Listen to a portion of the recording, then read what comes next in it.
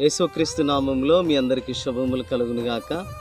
ఈరోజు దేవుని మాట హెబ్రీయులకు రాసిన పత్రిక 5వ అధ్యాయం 8వ వచనంలో తాను పొందిన శ్రమల వలన విధేయత నేర్చుకొనెను.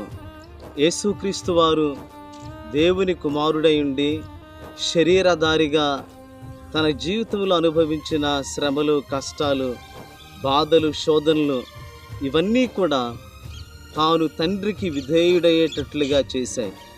కాబట్టి నీ జీవితంలో వస్తున్న శ్రమలు ఏవైనా సరే, అవి ఆర్థిక ఇబ్బందులైనా, అది లోక సంబంధమైన శోధనలు, కష్టాలైనా, దేవుడు మిమ్మలను తనకు విధేయులుగా చేయడానికి ఈ శ్రమల గుండా మిమ్మల్ని నడిపిస్తున్నాడనే విషయాన్ని మీరు జ్ఞాపకం చేసుకోండి.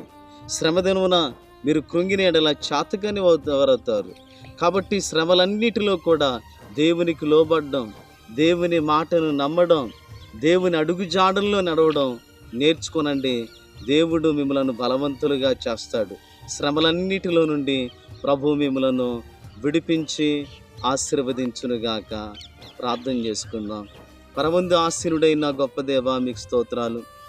మీరు ఏ విధంగా పొందిన శ్రమలన్నిటిని బట్టి విధేయత నేర్చుకున్నారు.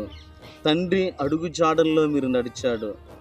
ఆ విధమైనటువంటి విధేయత మేము కలిగి ఉండడానికి, శ్రమలన్నిటి వల్ల మేము శోధించబడి, పరీక్షించబడి మీ రూపులోకి రావడానికి సహాయం చేయండి. ఈ కార్యక్రమాన్ని వీక్షిస్తున్న బిడ్డలందరినీ కూడా మీరు దీవించి ఆశీర్వదించండి.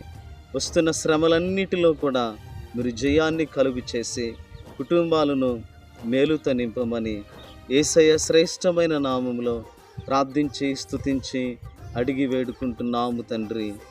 ఆమేన్.